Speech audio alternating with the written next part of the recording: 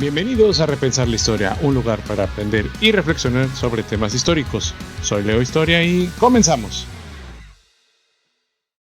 Bueno, bienvenidos a Repensar la Historia. En esta ocasión tenemos una mesa sobre el liberalismo y el conservadurismo, pero ya aplicado en su foco más alto, que sería para nuestros amigos entre la Guerra de Reforma y el Segundo Imperio, que es básicamente en donde está el encono, en donde estos dos grupos se van a estar disputando literalmente pues el territorio y la presidencia y la ideología política que va a conllevar todo esto, ¿no? Entonces, para ello, pues me permití invitar a varios de nuestros grandes colaboradores que quizás han visto aquí en el canal o escuchado en el podcast. Voy a empezar por First Ladies, Estela. Estela es una gran compañera, es profesora también de historia y que, bueno, dentro de su especialidad, pues está el Segundo Imperio. Entonces, vamos a aprender mucho de Estela respecto a Maximiliano y, bueno, todo lo que gira alrededor del Segundo Imperio. Bienvenida, Estela. Muchas gracias, Leo. Hola, chicos, buenos días. Y también, pues, nos está acompañando Carlos Espinosa, que ustedes ya lo habrán también escuchado, profesor de la escuela Kipling, de la secundaria Kipling, que es como nuestros grandes escuchas también. Y bueno, también él nos va a dar como una luz en el ámbito del conservadurismo, que ya hemos platicado con él respecto a este tema y que también en este momento, pues como les mencioné al principio de la introducción, el conservadurismo va a dar como su alud o como su parte más alta en parte del Segundo Imperio. Muy buenos días Leo, buenos días Estela, Alfonso. Es un placer estar aquí con ustedes para charlar un ratito de historia, como nos gusta hacerlo. Vientos. Y finalmente pues, nos está acompañando Alfonso Chaires, que es nuestro primer invitado dentro de estas mesas de divulgación. Él tiene un canal en Instagram, cuenta en Instagram, no recuerdo si también en YouTube, ahorita me va a desmentir Alfonso, que se llama La Brújula de Heródoto. De cualquier manera les voy a poner sus cuentas ahí en YouTube y en Spotify, bueno, en las plataformas, para que lo sigan. Él es arquitecto apasionado de la historia de la humanidad. Dentro de su vida, en la historia se encontró una ventana que le permite adentrarse en distintas posturas, visiones, perspectivas, y que, bueno, él sabe que no son una verdad absoluta y que permiten poco a poco comprender de manera de por qué vivimos como vivimos. Bienvenido, Alfonso. Gracias, Leo. Buen día y buen día también a Carlos y a Estela. Esperando más que nada aprender en esta plática, pero ojalá que todo salga de la mejor manera. Así es. Aquí nos venimos a charlar y a divertir, entonces no te preocupes. Pues bueno, chicos, pues vamos a empezar con este contexto de las posturas políticas en donde les mencionaba, pues hay que entender primero qué es el liberalismo y el conservadurismo, pero ya entendiéndolo como, vamos a ponerlo así, después de quizás Napoleón Bonaparte, cuando ya finalmente es vencido Napoleón por este gran conservadurismo y que ya esta ola llega después a México. Entonces, si quieres, empezamos con Estela. ¿Crees que nos puedes dar ahí como un pequeño contexto de esta época? Bueno, pues podemos ver el liberalismo que se introduce en México desde la época de la independencia. Es cuando se va a empezar a desarrollar con los pensamientos no de Hidalgo precisamente, sino de José María Morelos y Pavón, en el cual él ya está estableciendo una independencia de España, pero evidentemente ya tiene esta influencia de las ideas de la Ilustración europea, en las cuales pues remarca y habla precisamente de la libertad y de la igualdad, ¿no? A partir de ahí es como que se empieza a gestar este pensamiento liberal aquí en la Nueva España y cómo va a ir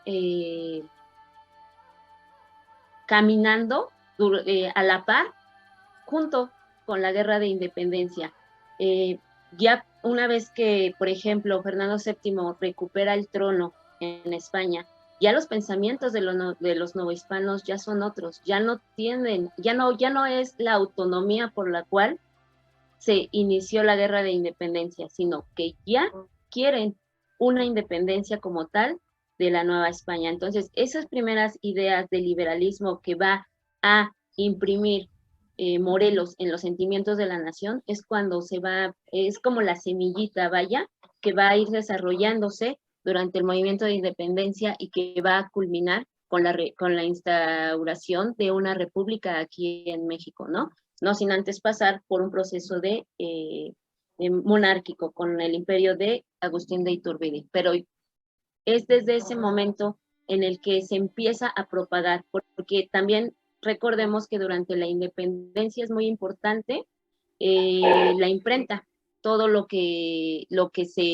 toda la ideología de la independencia que estaba circulando gracias a la imprenta, es así como llega a varios sectores del territorio mexicano, bueno, de la Nueva España en ese entonces. Entonces podemos ver ahí que a pesar de que, como les menciono, Fernando VII recupera el trono, ya no hay una vuelta atrás, ya las ideas han cambiado aquí, ya quieren una nación con esta camino, con esta vía de libertad, de igualdad, que obviamente hablar de ello es muy complejo en el siglo XIX, ¿no? Ahorita yo creo que lo vamos a tocar, qué era la libertad en ese entonces, qué era la igualdad en ese momento, y estos personajes políticos realmente a quienes consideraban, perdón, como iguales, y quiénes eran ciudadanos, etcétera. Entonces, pienso que es ahí donde comienza la semillita del liberalismo mexicano. No sé si quieran tocar otro tema, Carlos o Alfonso. A ver, Carlos. Sí, estoy de acuerdo totalmente con Estela, esta situación del liberalismo atlántico, ¿no? Que llega vía España a Nueva España, pero que en un primer momento va a chocar con el orden colonial que ya estaba establecido, un orden completamente conservador. Entonces, si bien tenemos personajes como José María Morelos, que es el primer personaje que se atreve a plasmar, como bien lo dijo Estela, estas ideas liberales, estos puntos de los sentimientos de la nación que son completamente innovadores para el orden que se tenía en la Nueva España, pero va a chocar con instituciones coloniales bastante férreas, que son instituciones conservadoras totalmente, que buscan pues el mantener los privilegios que las clases de la élite tenían. No estamos pensando tampoco en todas las clases, ¿no? Como el conservadurismo lo mencionaba, incluso el primer liberalismo solamente estaba tocando a las clases altas, a las élites.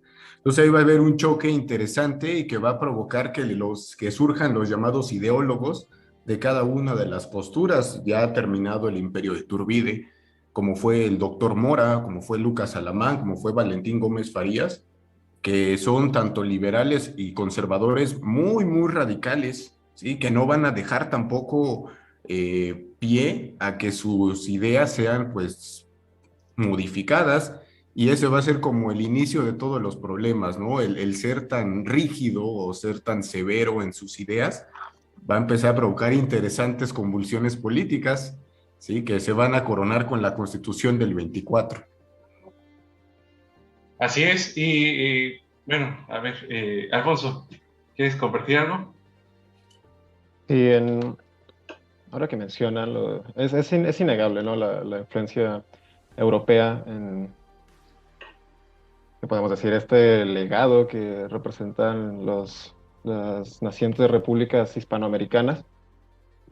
Y también no sé qué tan importante sea el papel que jugó la famosa Constitución de Cádiz, que nuevamente, pues, para su época planteaba unas ideas y unos puntos muy innovadores, y eso le podemos poner unas comillas del tamaño de los virreinatos. Lo mencionaba Estela en cuestión de los conceptos de libertad, de igualdad para principios del siglo XIX. Se entiende que van a ser un poco sesgados, un poco más sesgados de lo que nosotros conocemos ahora, sobre todo en esta, no sé cómo llamarle, vorágine que podemos presenciar en el siglo XXI. En efecto, se hablaba de una libertad, una igualdad, pero hacían hincapié, por ejemplo, en esta famosa Declaración de los Derechos del Hombre, creo que ya se va entendiendo, ¿no? O sea, hacia dónde va la cargada del hombre y del hombre blanco, principalmente, aquel hombre que tiene capital. Entonces, ya cuando vemos que esas ideas llegan, pues básicamente tuvieron que pasar 7 coaliciones, ¿sí? 7 coaliciones para poder derrotar el movimiento francés. Y es cuando pienso que empiezan a llegar aquí. O sea, de otra manera era muy complicado que llegaran esas ideas. Si bien es cierto, sabemos que hombres como Hidalgo o Morelos tenían acceso a otro tipo de escritos. Sabemos que Morelos era de las pocas personas que había leído el Corán, o sea que para ese entonces en la Nueva España era ya un tema sumamente delicado, pero eso dio la apertura. Ya ahora que tuvieran acceso a esas fuentes es una cosa, muy distinto es hacer la divulgación de esos conocimientos. Entonces sí se nota que fue un poco más pastoso, un poco más denso el que esas ideas fuesen en primera instancia propagándose por los virreinatos, a diferencia de lo que pasó en Europa, ¿no? Así es, y me gustaría como empezar ya la reflexión en torno a, ya vimos más o menos por dónde vienen estas ideas de tanto liberales como conservadoras. Entonces, vamos a ir avanzando un poquito en el tiempo. Ya estamos hablando de la segunda mitad del siglo XIX, 1850, para ser muy estrictos. Pero brota que en 1854 pues hay una revolución en Ayutla que quita a Santana, y es una revolución liberal, en donde mentes tan liberales que han vivido y han estudiado en Estados Unidos están detrás de Juan Álvarez, que podemos ahí mencionar a Juárez, Lerdo de Tejada, que vienen con esta cargada liberal, ¿no? Viniendo de un sistema conservador que era la dictadura de Santana, ¿cierto? Entonces, quiero que me ayuden a decirle a nuestra audiencia cómo es posible o cómo detectar ese liberalismo y ese conservadurismo que lo hace distinto a lo que estábamos hablando en un principio. O sea, cómo fue evolucionando esto. Ajá. Estela. Bueno, pues como dice Carlos Leo, yo considero que en primera vamos a ver que el liberalismo mexicano es muy particular, ¿no? No tiene los mismos lineamientos que tenía en esa época, en el principio del siglo XIX, en Europa. Por ejemplo, un pensamiento de Juárez, que él supuestamente era muy liberal, pero no se podía desprender como tal de una institución que era muy fuerte aquí en la España, que en México, perdón, que era la Iglesia Católica. Juárez sí hizo reformas dentro de esta constitución en contra de la Iglesia, que perjudicaba los privilegios de la Iglesia Católica. Sin embargo, no era antirreligioso, él era católico, él se casó por la Iglesia Católica. Entonces, este liberalismo no es el conservadurismo y el liberalismo del siglo XIX no es tan polarizado.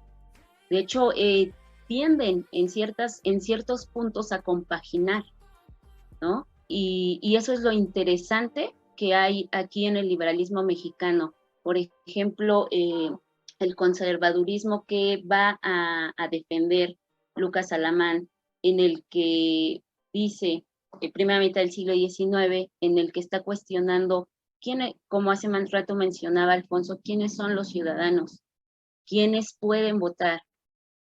Y Juárez no se está alejando con sus leyes de reforma, no se está alejando tanto del pensamiento de Alamán, de quiénes son los que pueden votar, quiénes son los que pueden decidir, y quiénes son los que dentro de todas las constituciones que hubo en la primera mitad del siglo XIX y en esta del 57, de 1857, no se marca claramente quiénes son las personas a las que la Constitución está diciendo como iguales, ¿no? ¿Quiénes son los ciudadanos, etcétera? Entonces, el conservadurismo y el liberalismo en México, si bien tienen aspectos muy marcados, en otros puntos están compaginándose entre ellos mismos. No hay una diferencia como tal, tan radical.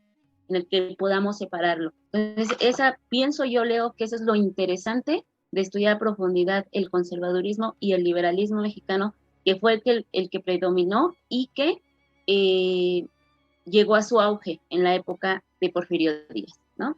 Exacto. Yo creo que decían ser tan distintos que son tan parecidos, ¿no? Carlos, ¿algo que quieres agregar? Sí, estoy totalmente de acuerdo con Estela, nada más le cambian el nombre, ¿no? Tú eres rojo y tú eres azul, pero al final casi casi vamos por el mismo camino. Y más también en el aspecto económico, ambos buscan el progreso del país porque en las dos posturas es algo que están los dos argumentando, tanto liberales como conservadores.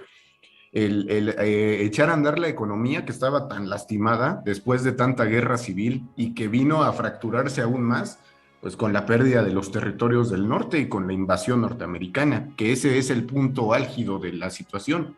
Es donde se rompe totalmente pues, la cuestión política y también se rompe la cuestión económica, y es donde ambas posturas dicen, ya basta, tenemos que echar a andar la economía otra vez, pero volvemos otra vez a desacuerdos. Uno proponía, por ejemplo, el liberalismo propone los pequeños comerciantes, los pequeños negocios, etcétera, que puedan reactivar este sector económico, pero el conservadurismo vuelve al orden colonial y está señalando las propiedades de los grandes terratenientes, estas propiedades eclesiásticas que no quieren que se toquen tampoco, ¿no? Va a haber incluso un problema con el obispo de Puebla, cuando el gobierno declara que los bienes de la diócesis de Puebla van a ser, ¿cómo se dice? Los van a expropiar, el gobierno va a expropiar estos bienes, pues para darle un poquito de balance a las arcas nacionales. Y bueno, don Pelagio Antonio hace un relajo porque le expropiaron los bienes a la diócesis y empiezan nuevamente estos problemas entre liberales y conservadores. Al final no van a ser muy distintos. El detalle es que creo que, por ejemplo, desde el lado conservador, no aceptaban como el hecho de que ya habían perdido el poder, no aceptaban el hecho de que el Partido Conservador estaba en una crisis, que la acentuaron más al invitar a Santa Ana, bueno, invitar, ustedes me entienden, a Santa Ana nuevamente a la presidencia. Entonces, el conservadurismo entró en crisis en la mitad del siglo XIX y, bueno, por eso pierde el poder tras las dos guerras, tanto la de Reforma como la de Intervención Francesa. Ok. Alfonso. Sí, como para ahondar un poco en lo que han compartido tanto Estela y Carlos. Lo mencionaba Estela, ¿no? O sea, estas similitudes que podemos encontrar entre liberalismo y conservadurismo y cómo, a fin de cuentas, bueno, en el aspecto liberal, cómo no terminaron por desprenderse al 100% de una institución tan pesada como fue la Iglesia, tanto en la época virreinal, ya después digamos, en el primer periodo de la nación independiente. Me parece que resultaba un poco complicado, ¿no? O sea, al final de cuentas, eso fue uno de los bastiones culturales de lo que fue cimentando la idiosincrasia, podemos decir, del mexicano, o de ese mexicano del siglo XIX. Es algo muy distinto a lo que pasaba con estados, ¿cómo le llamaban? El ateísmo de Estado, ¿no? Ya estoy hablando de otros procesos, ¿no? De la Unión Soviética y demás. Acá, por la cercanía en esos lapsos de tiempo, vemos que, pues sí, o sea, van manteniendo esos lazos. Incluso tiempo después, el mismo Porfirio Díaz, podemos decir que le regresó un poco de esos privilegios a la iglesia, a un sector, pero también en eso me parece muy interesante eso que menciona, ¿no? O sea, estas cuestiones que decimos liberalismo y conservadurismo mexicano, que eso es lo que los hace distintos, pero también es innegable la influencia en ese aspecto del federalismo estadounidense. Recordando después de la pérdida en esa guerra de intervención estadounidense, se vuelve, me parece que es la Segunda República Federal, luego del centralismo con Santana, se vuelve a ese modelo federal y pues lógicamente, ¿no? Va un poco más influenciado por las políticas de nuestro vecino del norte. Tanto así que hubo un acercamiento amistoso, podemos decirlo, y a final de cuentas, ya una vez sale Estados Unidos de su proceso de secesión, inmediatamente se carga en pro de los liberales, ¿no? Ya hablando de cuando está el tema de la intervención del Segundo Imperio. Así es. Entonces, quizá me gustaría ir como un poquito para allá. Al parecer, el conservadurismo mexicano, como bien decía Carlos, estaba herido, estaba maltrecho, estaba ya muy mal herido.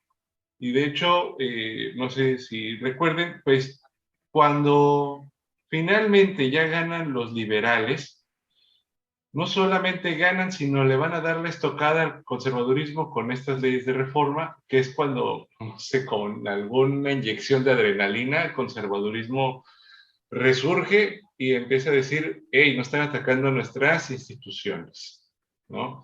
Entonces, creo que ese shot de adrenalina que le van a dar las reformas liberales, pues va a dar consecuencia que varias personas estén pensando en decir, bueno, a lo mejor la respuesta no está en México, la respuesta está en Europa.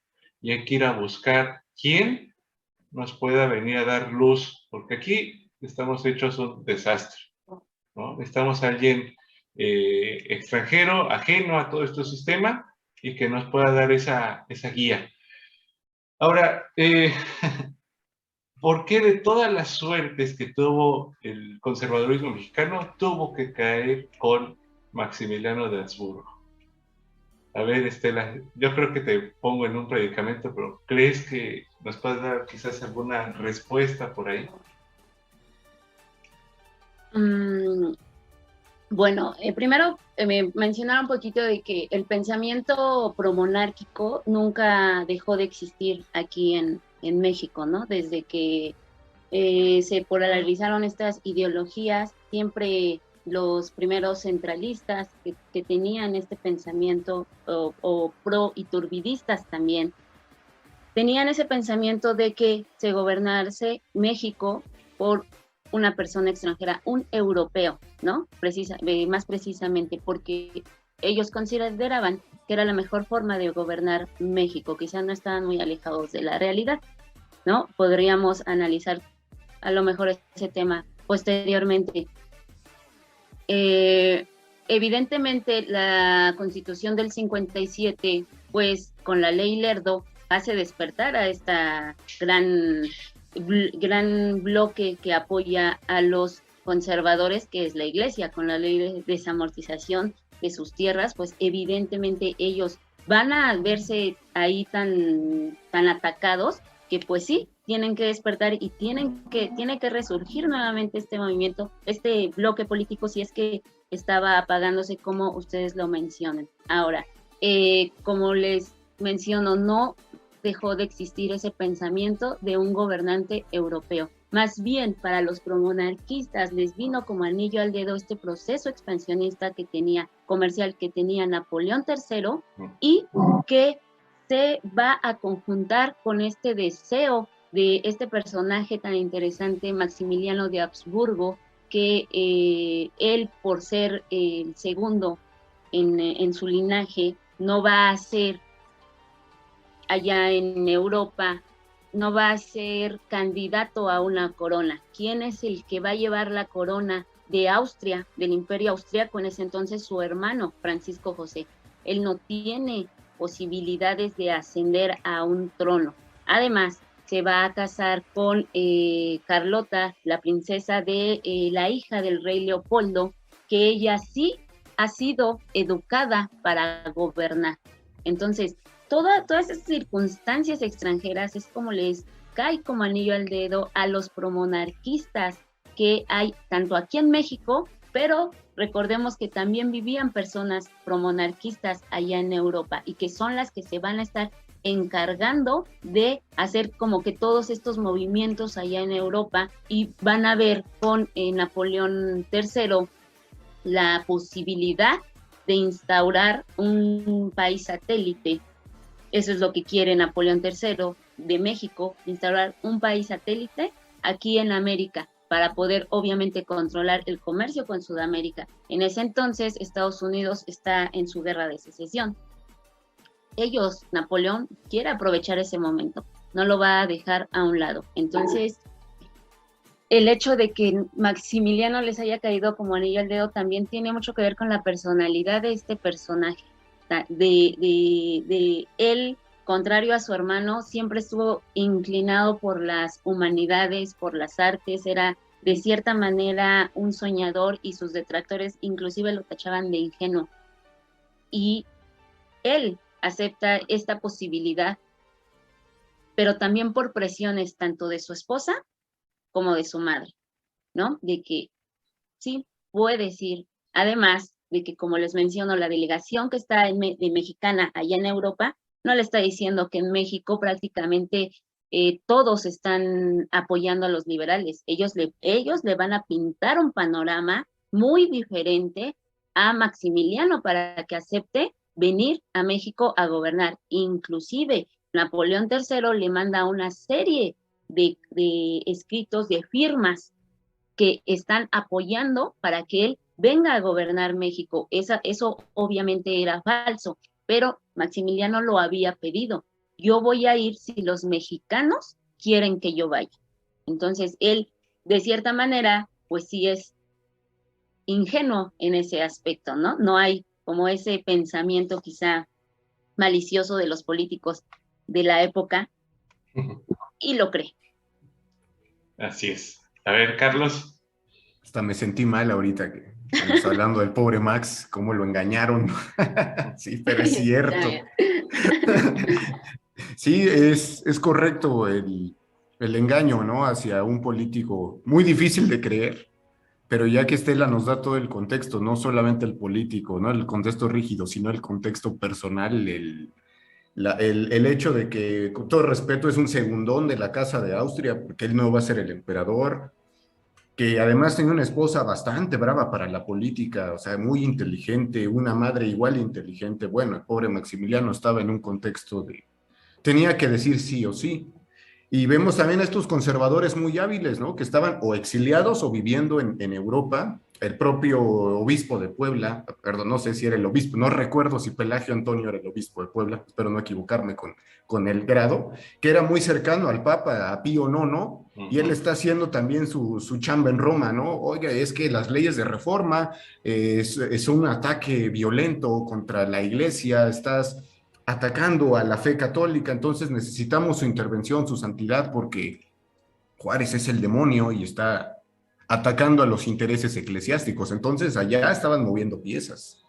El mismo Juan Nepomuceno Almonte estaba moviendo también sus piezas en Europa, en Francia también. Gente conservadora muy cercana a Napoleón III con esta ya conspiración en marcha, que alerta para los intereses franceses en México, porque me parece que México es un bastión bastante interesante para Francia. Además de la situación comercial que dice Estela, esta situación geográfica que te da un comercio extraordinario con Sudamérica, pero también estás, como en el tablero de ajedrez, acechando a la reina o al rey, estás a unos pasos de Estados Unidos y te conviene vigilar a esta nación que ya empezaba a crecer y que Francia no quería que creciera del todo. Entonces me parece que México se convierte en un lugar bastante interesante para los intereses, pues, monárquicos franceses. Y en este sentido aparece otro personaje, Miguel Miramón, uno de los perdedores de la Guerra de Reforma, que primero en un momento se exilia en Cuba y después se va a Francia, y tiene relación con otro sujeto que era Jecker y sus bonos, ¿sí? La situación con los bonos Jecker va a ser interesante porque es un préstamo que se le hace, ¿sí?, al gobierno, el gobierno pues conservador de Miguel Miramón, y que Francia no va a olvidar. ¿Qué crees? Que el préstamo que te hice, pues que está generando intereses, y tú me firmaste aquí, aunque ya no seas el presidente, pero ¿qué crees? Que tu nación tiene una deuda conmigo y, bueno, voy a tener que irme a cobrar. Entonces están, creo que todos los ingredientes puestos para pues una futura intervención y una crisis política todavía más aguda de la que se estaba viviendo. Ok. Alfonso. Sí, ahora es un personaje trágico, ¿no? El de Maximiliano. Ahora que mencionaba Estela, que tal vez los políticos de la época no tenían ese pensamiento malicioso, pues a lo mejor él no, pero Napoleón III sí lo tuvo. O sea, vemos que por poco le sale su estrategia, ¿no? Evidentemente México era un punto estratégico muy importante dentro de la geopolítica, como de la cual buscaban contrarrestar este progresivo crecimiento que estaba teniendo los Estados Unidos, ¿no? Ya estaba muy clara su postura expansionista y eso pues movía un poco el piso. Hablando también a ese punto, ¿no? Que el sentimiento promonárquico estuvo latente, evidentemente, o sea, desde la etapa de la independencia. Recordemos que también se le ofrece el trono me parece que es a Fernando VII. Entonces, si no es él, bueno, algún miembro de la Casa de Borbón. Terminan declinando y ya sabemos lo que pasó después. Es también muy interesante, lo llamaría el factor Carlota, porque ya cuando vemos que llega la pareja imperial, definitivamente es ella la que empieza a mover las cartas dentro de, llamémosle la política del Segundo Imperio, ¿no? A final de cuentas recordemos que también la fortuna que ella poseía también le permitía hacer algún otro tipo de cosas. Y pues sí, básicamente Maximiliano tenía, no sé, es un personaje ahí, podemos decir, llamarlo un gris, o sea, es indudable, fue un títere de Napoleón, tuvo que firmar los tratados de Miramar, entonces tiene que renunciar a todo, tiene que venir a jugársela. Y también es muy importante lo que menciona Carlos, ¿no? Esos movimientos diplomáticos que va haciendo también el clero a la par. Todo el mundo va buscando una tajada, es indudable, eso lo vemos incluso actualmente. Y también muy importante eso, los bonos con los que se adquiere esa deuda, que podríamos decir es una deuda un poco, ¿cómo llamarlo?, deshonrosa o desleal. Al final de cuentas vienen y se la cobran a Juárez. Juárez no era el que la había adquirido, o sea, es como si yo fuese, no sé, tuviera una carta poder y adquiero una deuda y se la dejo ahí empaquetada a Leo. Entonces, al final de cuentas, el que tiene que cargar con el paquete es Leo. Algo así le pasó al gobierno de Juárez, pero es indudable ese aspecto, ¿no? Y sí, evidentemente, tenía todas las de perder. E incluso es increíble que México, como lo conocemos, sigue existiendo después de todo ese proceso tan turbulento que vivió, ¿no? Si escuchan algo ahí de fondo, es un vendedor local. Ok, entonces, digamos que el gobierno mexicano de la segunda mitad del siglo XIX, pues va a contar con varios factores, entre ellos, pues yo rescataría ahí, también para la audiencia, pues que vayan a terapia, ¿no? Creo que ahí es el punto clave quizás que le faltó a Maximiliano, el ir a terapia, el ver que por ser segundón no tenía que ser menos, no tenía que depender, a lo mejor una chica de esta manera, y obviamente enfrentar a su madre también, ¿no? Pero bueno, en un mundo quizás alterno, podemos ver a un Maximiliano feliz pintando al óleo y sin que lo estuvieran molestando, yo creo, ¿no?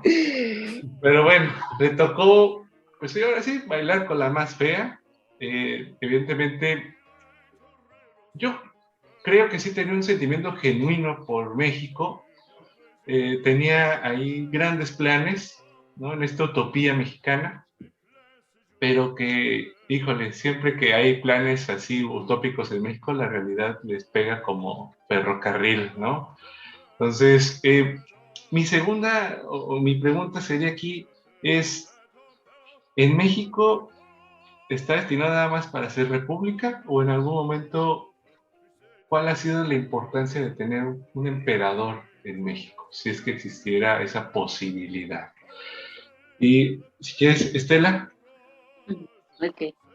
Yo creo que esta etapa del Segundo Imperio es muy interesante y es muy tocada en los estudios de historia, precisamente porque a pesar de que duró muy poco, que fue algo prácticamente muy fugaz en la historia de México, veamos más que nada lo que aportó este periodo, ¿no? Y contestar a la pregunta que tú mencionas, ¿realmente funcionaría? O sea, México sí hubiese estado, quizá no preparado, eso sí, no, preparado para una monarquía, no lo creo, y lo demostraron, pero sí considero que hubiese podido funcionar este sistema de gobierno que estaba implementando Maximiliano con sus políticas y con su ideología y con su empatía que tenía hacia el pueblo mexicano.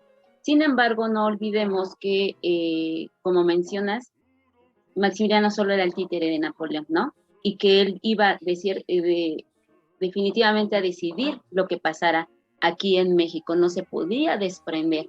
Era un acuerdo que ya tenían, todo este dinero que se firma, que se acuerda, que Napoleón está mandándole y apoyando a Maximiliano junto con sus tropas, porque Maximiliano está comprometido a devolverle ese dinero año con año. Entonces no era difícil que se desprendiese de este gobierno imperialista de Napoleón III. Ahora, ¿funcionaría? Yo considero que sí hubiese podido funcionar. ¿Cuáles son los logros que hay en el Segundo Imperio Mexicano? Pues, en primero, pues las reformas sociales que hace Maximiliano de Habsburgo. Empieza a hacer una serie de reformas, de leyes que protegen a los personajes incómodos del siglo XIX. ¿Quiénes eran? Los indígenas. Él es un gobernante que realmente voltea a ver a este sector social, a esta clase social, y que se identifica con ellos y que comienza a emitir ciertos decretos para beneficiarlos.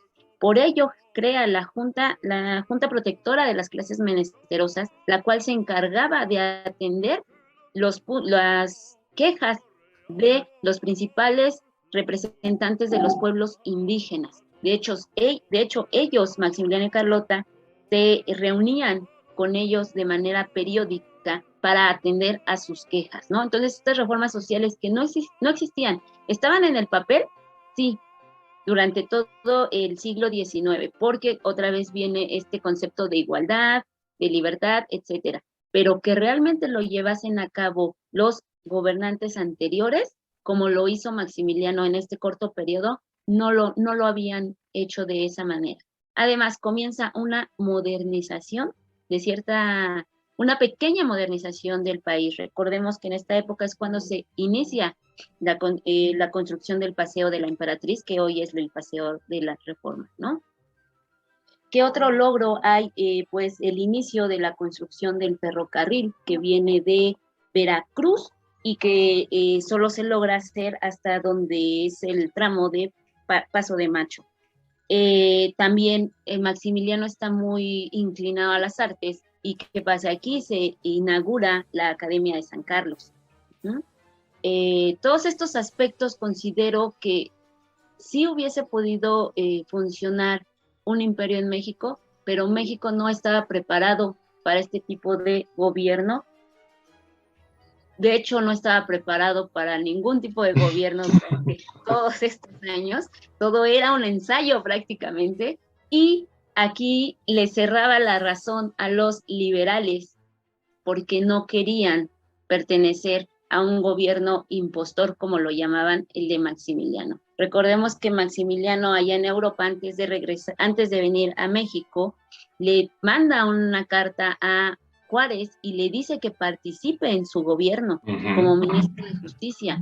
Juárez, pues evidentemente no va a querer, pero cuando ya está aquí Maximiliano y está instalando todas estas reformas liberales, tal cuales, que van a alejarlo obviamente del sector conservador que lo apoyó, Juárez está cegado, o sea, él no lo va a aceptar, no es como decir, bueno, está gobernando como nosotros lo hubiésemos podido gobernar, nosotros los liberales lo pudiésemos gobernar y vamos a hacer un pacto, ¿no? O sea, no hay esa ideología no hay ese pensamiento para Juárez, entonces más bien era como el deseo del poder nada más y no de ver más allá lo conveniente para una nación. Yo considero. Sí, sí, sí. Incluso yo creo que podremos sumarle la variable de la personalidad de Juárez, que es bastante terca, ¿no? Que pues obviamente, imagínate, siendo terco y con ese poder, pues evidentemente pues, no vas a aceptar ninguna otra nueva idea, ninguna otra nueva propuesta, ¿no? Entonces, creo que ahí queda visto esta personalidad de estos seres humanos, ¿no? Carlos, ahora, México ya terminó de ensayar, porque pues estamos nada más ensayando en gobiernos, pero bueno, ¿qué te deja a ti esta impresión? ¿Sí podría funcionar un imperio?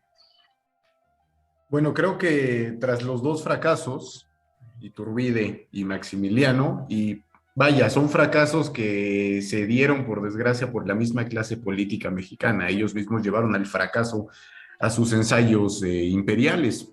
¿Sí? ¿Por qué? Porque conservadores y liberales pues tenían una idea bastante clara y pues si la idea no era exactamente como ellos pensaron, pues simplemente la iban a echar para atrás, como bien lo mencionaron hace un momento. Está el concepto juarista de yo soy el presidente. Interrumpieron mi mandato por una guerra civil, sigo siendo el presidente y como yo soy el presidente no voy a dejar que venga ese tipo de Austria como con un gobierno, ¿cómo le llamamos? Impostor. ¿Sí? Que creo que hubiera funcionado, un trabajo colaborativo entre ambas facciones hubiera funcionado bastante bien. De hecho, hay un texto, no recuerdo cómo se llama, quizás Estela se acuerda mejor que yo, que se llama Encuentro de Liberalismos, ¿no? Cuando se ven estas posturas que traía tanto Juárez como las ideas que traía Maximiliano, que van a tener un punto de encuentro interesante y se van a dar cuenta, quizás no lo decían y jamás lo iban a aceptar, pues que tal vez estaban encaminados por el mismo sendero, ¿sí? Sus liberalismos, lo cual hace que los conservadores, bueno, se vayan de espaldas cuando llega Maximiliano, porque no era lo que pidieron, no llegó el paquete que pidieron, es totalmente diferente a lo que ellos esperaban, a alguien que fuera totalmente servil a los intereses conservadores. Pienso que hablando de la situación monárquica en México, no sé qué tanto podría funcionar una monarquía absoluta, ya vimos que quizás no, pero tal vez parlamentaria sí, donde exista un congreso, un parlamento que funcione de una manera paralela a una monarquía y pues se tomen las decisiones como por ejemplo se hacía en Inglaterra, en las viejas monarquías británicas. Un modelo así quizás podría ser útil a nuestro país, pero pues no se ensayó con él. Se ensayaron con monarquías absolutas totalmente, aunque dijeran en el papel dijera que no. Al final era el papel de un emperador o todopoderoso como pretendió Iturbide o un emperador títere. Suena feo, sí, pero así era la situación, como fue el Segundo Imperio. No, e incluso yo creo que el poder tener un gobierno así, pues involucraba que la ciudadanía pudiera enfrentar un gobierno así. Es decir, el poder sentarnos a la mesa y discutir tu postura política, mi postura política, y quizás llegar a un acuerdo. Eso habla mucho de la ciudadanía, cosa que pues no estamos ni estamos quizás acostumbrados a sentarnos y entablar una conversación de ese tipo, ¿no? Alfonso, ¿qué opinas?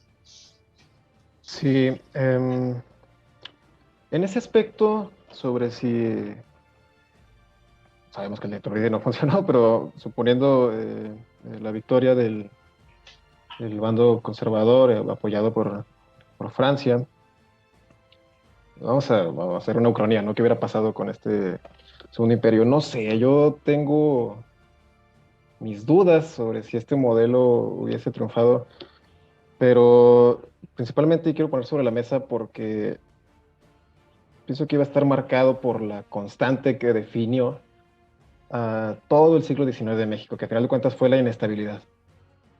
Completo todo ese siglo XIX fue quizás hasta que llegó Porfirio Díaz, fue marcado por ese caos y esa inestabilidad, ¿no? Esa nación no sabía, nació sin saber qué quería hacer. Y eso tal vez, de cierto modo, polarizó en una u otra medida, ¿no? Eh, es importante eso que menciona Carlos, ¿no? O sea, cómo son estos mismos conservadores los que van haciendo las maniobras diplomáticas para atraer a Maximiliano, y al final de cuentas Maximiliano llega con una postura que podríamos catalogar de un poco liberal.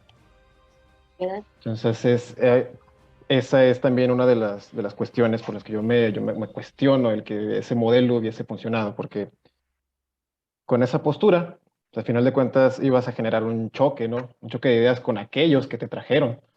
Entonces es como que, a ver, espérate, nosotros te trajimos buscando esto desde nuestra perspectiva, pero resulta que tú tienes inclinaciones que tienden más hacia el otro lado. Ya si Juárez, evidentemente Juárez se ofendió con esa propuesta de ministro de Justicia, eso ya es asunto de la personalidad de Juárez, ¿no? Y otro punto también que me parece que no debemos dejar de lado es que a final de cuentas, o sea, y pues ellos se dedicaban a hacer política, no podían obviar el tema de la posición con Estados Unidos.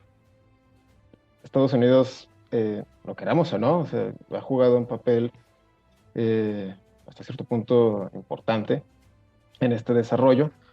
No, estoy sacando teorías de la conspiración y que es Estados Unidos el que mueve, pero evidentemente Estados Unidos no sé si le convenía el tener cerca a algo que tuviera el más mínimo aroma a las cortes europeas, ¿no?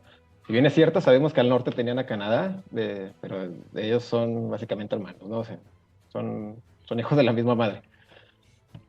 Todas esas cuestiones, ¿no? El caos, la inestabilidad, esta, esta posición contraria de las políticas empleadas por Maximiliano y esta influencia también de Estados Unidos son otras cuestiones que quizás no hubiesen dejado que este proyecto funcionara. Otra parte también, no podemos negar que el apoyo venía desde Francia, con Napoleón III, y el crecimiento de Prusia era imparable. Tanto así que llegó y chocó en seco. Entonces, ya ahorita me resulta un poco ya fácil, no podemos decir a toro pasado, ¿no? Pues iba a pasar esto y le iban a ganar, no todo eso.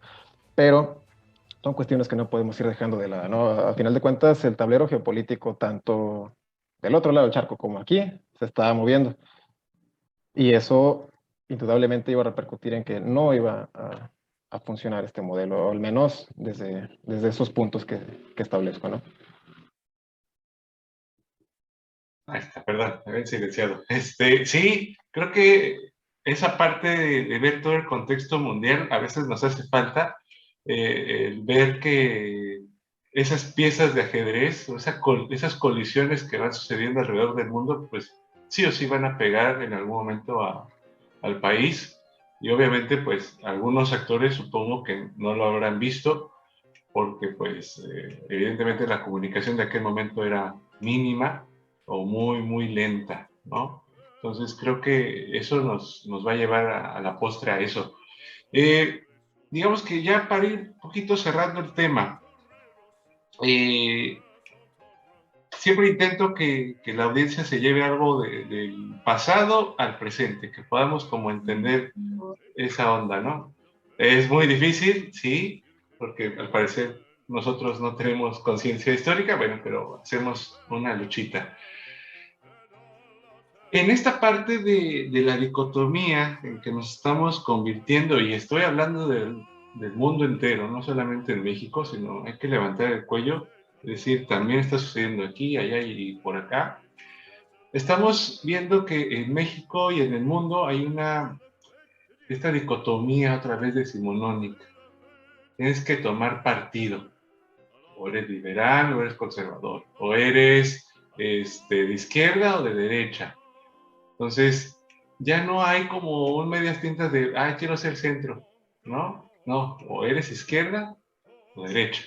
Entonces, yo les pregunto a ustedes, no sé, a lo mejor pues, si comparten o no, también es válido, comparten mi análisis. No sé, Estela, ¿crees que estemos en esa dicotomía decimonónica o estamos completamente alejados de ella?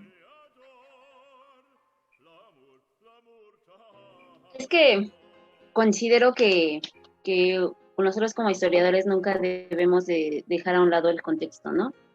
¿Me estoy trabando, Leo? No, estás bien, te escucho. Ahí, ya te escucho. ¿Estoy bien? Ok, Sí. pensé que me estaba trabando. No. ¿Ya? Ok. Ya. Sí, bueno, lo vuelvo a repetir, considero que no podemos dejar a un lado el contexto histórico. No es lo mismo hablar de política en esta época que hablar de política en el siglo XIX, porque prácticamente quiénes eran los que participaban en la política en el siglo XIX, ¿no? No era toda la gente, no era el común, vaya.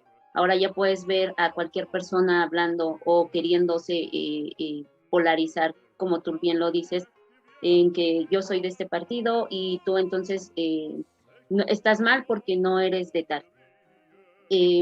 Ahora, más bien creo que en la actualidad existe terrible, un terrible desconocimiento y una terrible ignorancia de la política y sin embargo se quiere opinar de ella.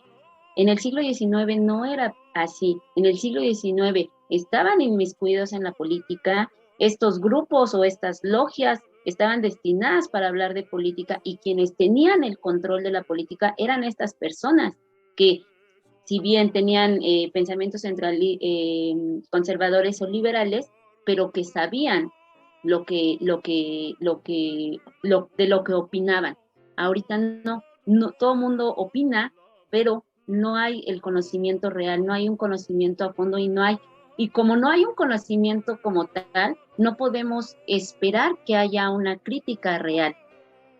Entonces, siento que no es que nos estemos polarizando, más bien toda esta apertura que se lleva a cabo también gracias a las redes sociales es como todo mundo es conocedor de todos los temas y todo mundo puede opinar de todos los temas, pero obviamente pues en la superficie, ¿no? O sea, compartiendo lo que vieron en Facebook, ya lo comparto y ya pienso que esto es la realidad y no es así, no hay ese interés de ir más allá. Se está polarizando, no creo que se esté polarizando, creo que más bien seguimos sumergidos en esta vil ignorancia en el cual se sigue más a un líder que a una ideología. Y bueno, esa es mi opinión respecto a cómo se está viviendo la política en este momento. Claro.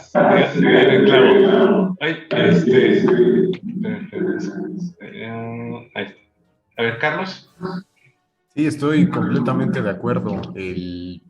Uno quizás de los problemas mayores fue cuando la política se abre a la sociedad, o no sé, o quizás la sociedad se empiece a inmiscuir en la política.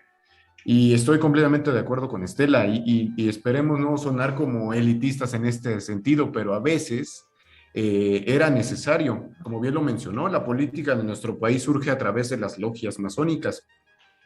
Te digo, hablando de eso mismo, en la actualidad ya no son logias masónicas, más bien los vamos a llamar sociedades de ideas.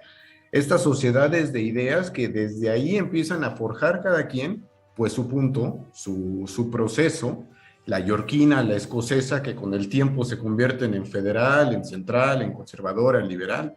Pero el estar sumergido en la masonería en el siglo XIX te daba una garantía, que conocías perfectamente la política de tu país, que no ibas a emitir juicios, no ibas a emitir opiniones solamente de forma visceral o porque escuché que dijeron o porque leí en algún lado esto, ¿no? Eran personas que desde su formación masónica estaban sumergidos en la política y eran capaces de mover los hilos desde su trinchera, como siempre ha pasado. El detalle de esta apertura política, y espero que no me malinterpreten, es que a veces también utilizamos conceptos a la ligera, que el concepto de liberal, el concepto de que es malo porque eres conservador, eres malo porque eres liberal, ¿Y por qué lo digo? Porque incluso a veces desde el mismo gobierno estos conceptos no están bien utilizados. ¿Quién nos dijo que el hecho de ser conservador era malo? ¿O quién dice que el hecho de ser liberal es bueno? Entonces ya estamos incluso cayendo en un error, ¿no? El dar calificativos ligeros y mal interpretados o utilizados desde el discurso político con otro tipo de fines, ¿no? Pero eso al final del camino va a llegar a confundir a la sociedad. Entonces dices, tú como eres un conservador, eres el diablo. Y no, tampoco se trata de eso. Creo que sí está bien que el grueso de la población conozcamos las formas políticas, pero pienso que también tendríamos que identificar.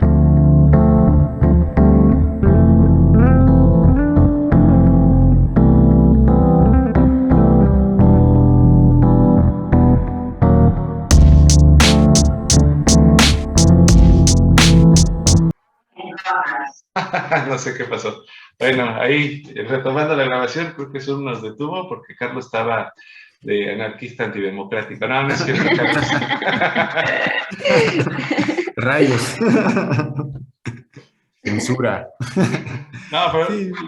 creo que coincido un poquito, ahorita voy con Alfonso, coincido un poquito en ese sentido de hay mucha opinión pública, pero también ahí está la responsabilidad de uno como ciudadano de decir, para opinar, tengo que saber argumentar. Y creo que eso hace falta en este momento, ¿no? Bueno, más que decir eso, Alfonso.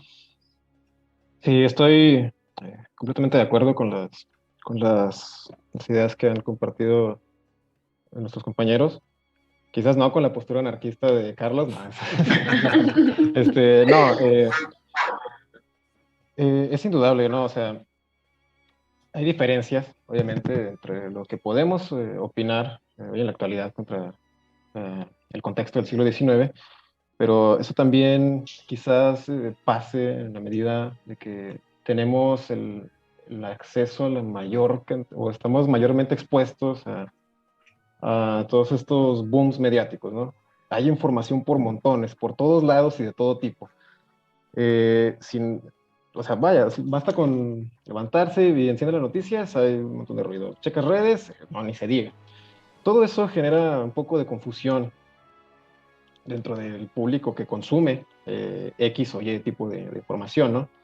Y evidentemente, también como lo dijo Leo, si nos quedamos nada más con lo que está por encimita de la nota, que incluso hay ocasiones, creo que me parece que es Facebook, ¿no? El que te dice, esta información, chécala o algo así, o podrías estar compartiendo información falsa, por ahí llegan algunas notificaciones.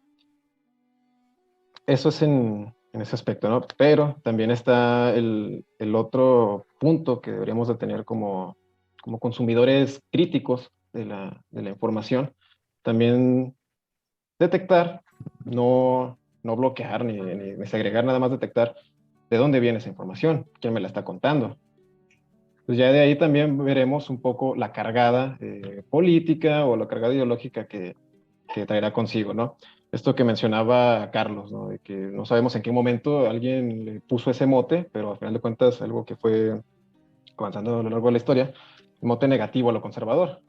Básicamente viene de la retórica de los que ganaron. Al final de cuentas se impuso el modelo liberal y lo vemos, ¿no? O sea, esta frase tan trillada de que al final de cuentas la historia la escriben los vencedores, pues si yo me impongo, si al final de cuentas yo tengo el control de las instituciones, pues estaré maniobrando, ¿no? Una estrategia política para desacreditar aquello a lo que vencí. Y entonces hago ¿cómo decirlo? Un relato en el que ahora fuimos nosotros, todos nosotros los que vencimos a aquellos. Y en realidad no, o sea, simplemente durante la intervención francesa, o sea, el Segundo Imperio no ocupó el total del territorio. Quizás hubo gente que ni se enteró de que había franceses aquí. ¿Cuándo? ¿En qué momento? Podemos decir que fue un poco más focalizado, ¿no? Al centro y un poco al Golfo. Eso por ese aspecto, ¿no? También lo que mencionaba Estela, estamos en tiempos donde se sigue un líder más que una ideología. Y, no sé, me gusta este pensamiento de que la historia es cíclica hasta cierto punto, como la vida misma. Decía Mark Twain que la historia no se repite, pero a veces rima. Entonces vemos que hay algunos procesos sociales que de repente tienen cierta similitud y ese tipo de cuestiones, y a lo que mencionaba Leo, estamos destinados tenemos que cargarnos a un extremo de este péndulo ideológico. Eso podríamos ver en los antecedentes que así ha sido, pero también como sociedad necesitamos ver que no es algo a lo que estemos destinados, ¿no? Si vemos el contexto en el que los procesos sociales han empujado a la civilización a cargarse a uno u otro extremo, vemos que la constante es cuando impera el miedo o la crisis en la sociedad. Saliendo un poco del tema del Segundo Imperio, pero es algo que aprovechó de muy buena manera para él, la retórica nazista o nacionalsocialista. Asimismo lo hizo también la Unión Soviética. O sea, aprovechan el contexto a su favor, ¿no? Y nosotros inevitablemente tomamos a personajes, no sé si tenga algo que ver con la cargada cultural judeocristiana de la religión, pero pareciera que tomamos como mártires, ¿no? O mesías en ese aspecto. No necesariamente así, o sea, hay una frase también que me gusta, de no sigan personas, sigan ideas. Me doy cuenta, las personas se van a equivocar y van a morir invariablemente. Las ideas no. Las ideas están ahí y va a salir alguien, oye, pero también hay ideas malas. Bueno, pues se juzga entre las ideas que tienes a la mano, ¿no? O sea, es más o menos por ese aspecto. Entonces estamos destinados a cargarnos a un extremo de la balanza. No, quizás nos conviene ser un poco más pragmáticos, como lo que mencionaban Carlos y Estela, de que, bueno, ¿qué tal si esta conjunción de las ideas que traía Maximiliano con lo que representaba Juárez? Decía Aristóteles también, la virtud está en el centro. ¿Por qué no? También existe un poco de presión social de que te dicen, es que eres un tibio, si no o sea, tú defínete. Siempre te preguntan, ¿no? ¿Qué eres? No me interesa hacer nada, o sea, y es válido también. No pasa nada por ese aspecto, porque sabemos que tanto de un lado como del otro hay aciertos y hay errores. Entonces, lógicamente no nos conviene centrarnos en los errores, sí para aprender de ellos, pero no para seguir repitiéndolos. Por eso es esa cuestión, ¿no?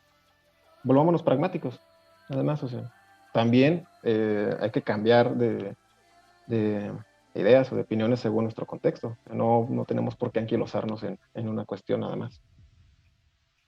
Okay. Sí, al parecer creo que tendríamos que tender hacia allá y tener esa reflexión hacia las votaciones, hacia elecciones, e incluso hacia la vida misma. No necesariamente tenemos que haber, como hemos comentado, no hay en la vida buenos y malos, solo hay personas, ¿no? Con algunas dificultades o aciertos, pero que están buscando el vivir de la mejor manera. Y yo creo que estas posturas políticas buscaban eso y buscan eso, tratar de vivir de la mejor manera. Obviamente dependiendo desde el escalón social donde estés, ¿no? Bueno, pues creo que me faltó un tema y así muy breve se las lanzo. ¿Cómo estaba la gente en aquel momento? A la gente le interesaba quién subía, quién bajaba, quién estaba, o sea, la gente de a pie, porque estuvimos hablando como en la cúpula del poder, las cuestiones geopolíticas, pero la gente de a pie se decía, es que a mí me gustaba más Benito, o no, es que a mí me gustaba más Maximiliano. ¿Cómo? O la gente estaba como, quiero sobrevivir, no me importa quién esté, ¿no? Estela. Y bueno, evidentemente ellos en su cotidianidad, sumergidos en su cotidianidad y en sus problemáticas de día a día, pues no les interesaba mucho realmente quién estuviese. En primera, no tenían participación política, obviamente, no estaba en sus manos decidir ello. En segunda, lo que les preocupaba era su inestabilidad económica, lo que cómo iban a sobrevivir, que cada vez el país se empobrecía más, que si bien Ellos no participaban políticamente, ellos no decidían lo que pasaba en el centro, sí eran los principales afectados de todos estos movimientos políticos. Por ejemplo, en la época de Maximiliano, todos estos decretos que hace y que van circulando por medio de la imprenta del periódico, ellos no lo saben, no saben todo lo que este gobierno les quiere, en lo que les quiere beneficiar.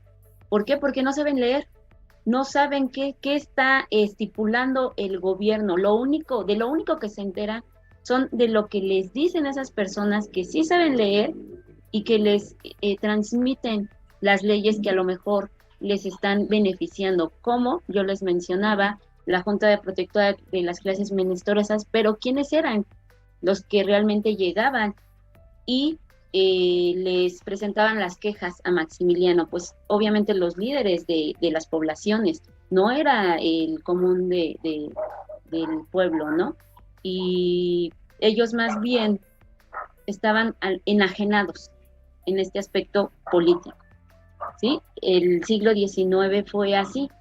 ¿Quiénes eran los que decidían? Solamente estos personajes políticos que tenían en sus manos las riendas del gobierno, ¿no? Y quienes manejaban, quienes decían, quienes decidían a través de sus diferentes guerras, quiénes se quedaban, quiénes se salían, el imperio, etcétera. Entonces la gente de a pie, a pesar de que la historia social es muy interesante y la historia social del siglo XIX es bellísima, y sobre todo la del Segundo Imperio, ellos no se preocupaban de ello, no había como una participación que iba más allá, no, ellos solamente estaban sumergidos, como les digo, en esta realidad que desafortunadamente no decidían. Ok. Carlos. Sí, estoy completamente de acuerdo. A veces las personas comunes solamente estaban esperando pues el que se beneficiara, no, bueno, perdón, que cambiara su situación, una situación pues que generalmente era muy precaria.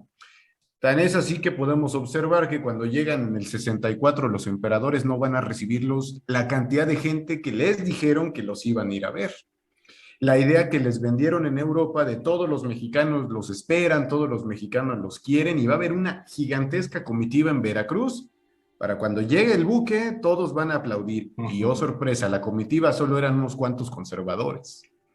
Es interesante saberlo, ¿no? Porque pues en realidad la gente quizás ni siquiera se enteró. Es más, ni siquiera se enteraron quién era Maximiliano, por qué venía, etcétera. Solamente les preocupaba pues que su situación económica cambiara. Y nuestra realidad del presente quizás no es tan distinta a ello, ¿sí? Siguen existiendo comunidades, están pues segregadas de la sociedad mexicana, aquellas comunidades que están en las sierras, en los campos, en rancherías, etcétera, que también quizás ni siquiera se han enterado quién está gobernando, que lo único que les importa es que su situación cambie y no ha cambiado.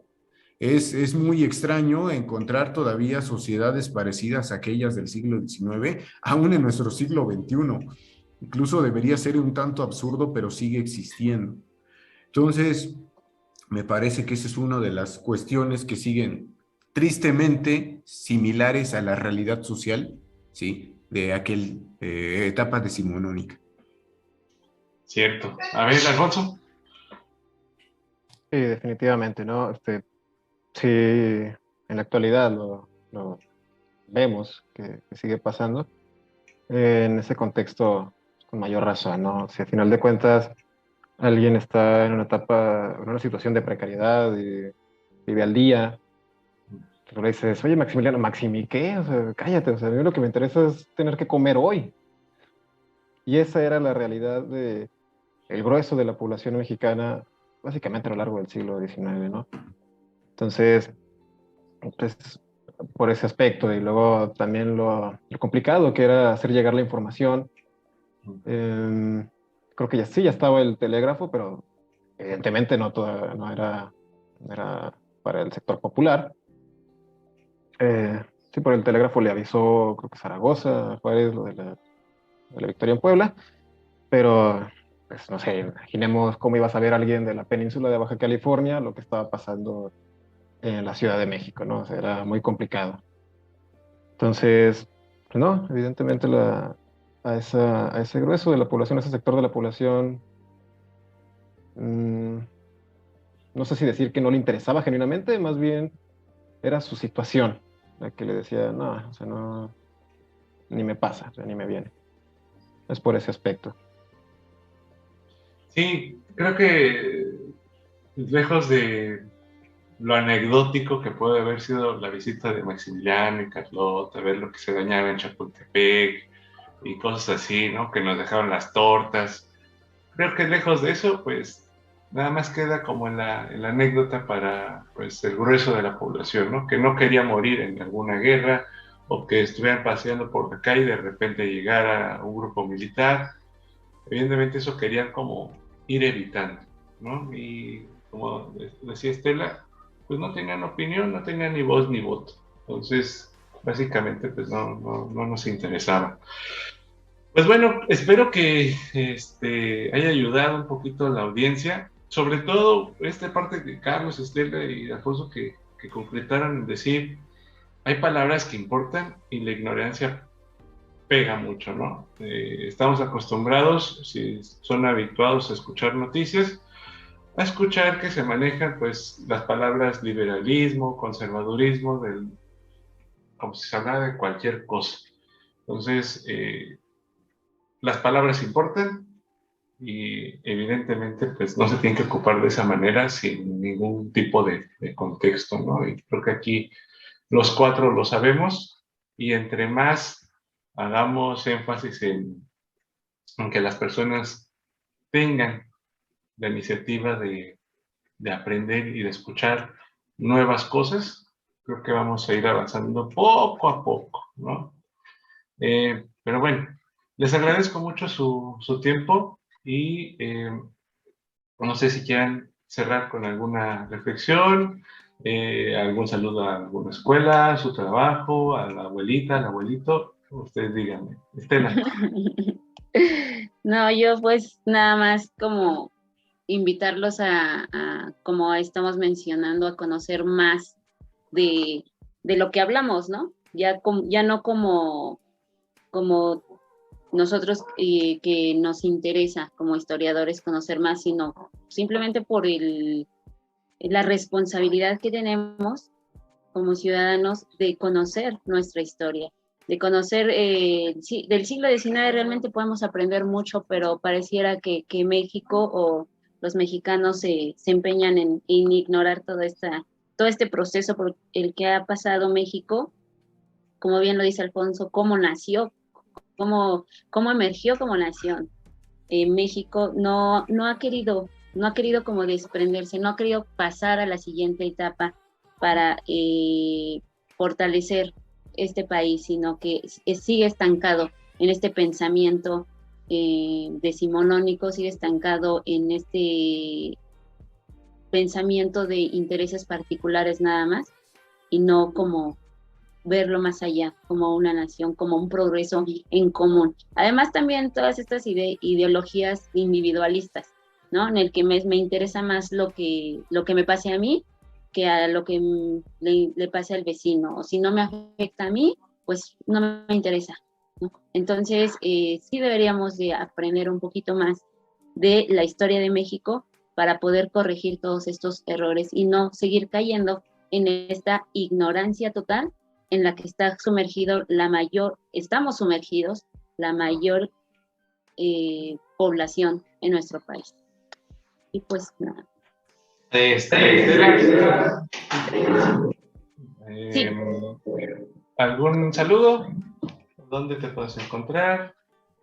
Bueno, pues redes sociales nada más, como tú mencionabas la vez pasada, comparto memes, realmente no hay nada interesante ahí. Pues nada más saludar quizá a mis alumnos, amigos que quizá vean este video y pues que me conocen y que saben que me encanta la historia y es algo que ahorita mi vida se está enfocando en ella y me siento bien. Dinos el nombre para que no quede ahí como una sociedad de Illuminati. ¿Cuál es el nombre de la escuela? Cefaru, es el Centro Universitario Cefaru. Ok, bien, ahí está, un saludo. Okay. Carlos. Primero, agradecer nuevamente este espacio, porque siempre es muy, muy interesante compartir ideas con los compañeros, debatirlas, incluso esta crítica en el buen sentido de la palabra que hacemos siempre en la sociedad, ¿no? Porque eso creo que es una de las labores de los humanistas, el observar y el proponer hacia nuevas vías para el desarrollo de la sociedad. Y creo que el conocimiento de la historia es fundamental. Y bueno, la invitación a quien nos escucha que se empape más de estas temáticas, que investigue un poco más de ellos si es que les interesa, ¿sí? Porque siempre la historia te va a dar más, o sea, no nos quedamos en una sola fuente, en una sola postura, siempre hay más que investigar y eso es lo más interesante de esta bello arte de historiar. Y quiero aprovechar para darles un saludo a mis alumnos de la Escuela Secundaria Kipling. Ya saben, niños, que va a haber examen de lo que se habló aquí. Les voy a preguntar qué dijo Estela, qué dijo Leo, qué dijo Alfonso. Me van a tener que escribir qué pasó, qué escucharon. No es cierto. Saludos, estimados alumnas y alumnos. Muy bien, Carlos. Saludos a la secundaria Kipling. Y Alfonso, espero que te hayas pasado muy bien y pues mencionas tu reflexión y bueno, obviamente tus redes. Sí, pues nada más recalcando un poco, ¿no? Yo no soy un historiador, realmente me apasiona el tema de la historia. No obstante, mi formación como arquitecto, pues te van guiando, ¿no? Cómo hacer unas metodologías para investigar y esas cuestiones. Eso es más que nada lo que quisiera dejarles a las y las personas, a las personas que escuchen este material, ¿no? No tomen cualquier cosa que vean como verdad absoluta, no lo tomen como un dogma. Siempre comparen fuentes y crucen información.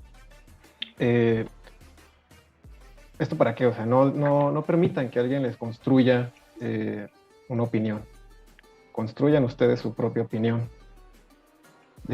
Tenemos a la mano información de sobra, solo nos basta ser críticos con lo que consumimos, ¿no? En mis redes, ya ahorita se las comparto, si bien es cierto, ahorita se ha vuelto un poco popular el divulgar la historia a través de memes. Yo no digo que esté mal, me parece una muy buena herramienta. Todo material audiovisual es muy bueno para divulgar información, pero tanto consumidores como a los que generamos ese material, pues quizás no quedarnos nada más con el meme, ¿no? O sea, usarlo como una herramienta como que, mira, te invito a que conozcas este aspecto, pero también busca por otro lado, o sea, no se trata, porque después se convierte en el objetivo el meme, y no es así. Nada más eso, ¿no? O sea, y recalco también esa frase, me gusta mucho, no sigan personas, sigan ideas y construyan las propias, ¿no? Y nada, mis redes pues se llama La Brújula de Heródoto, como tal. Estoy tanto en Facebook, Instagram, tenemos ahí un muy pequeño canal en YouTube, también estamos en TikTok. Si me siguen, no se impacienten, tardo mucho en subir contenido, pero nada, no se hace con todo el gusto del mundo y agradecido por la invitación. Es un honor y muy grato estar escuchando y compartiendo ideas con todos ustedes. Y nada, ¿no? Un saludo nada más a la raza de la comarca lagunera, tanto de Coahuila como de Durango. Perfecto, pues gracias Alfonso, gracias Carlos, gracias Estela por su tiempo. Siempre es un gustazo platicar con ustedes. Y pues bueno, este capítulo va a salir ya después. Y cualquier comentario, duda, sugerencia, pónganlo ahí en la caja de comentarios de este canal. Y pues nos vemos en la próxima. Muchas gracias a todos.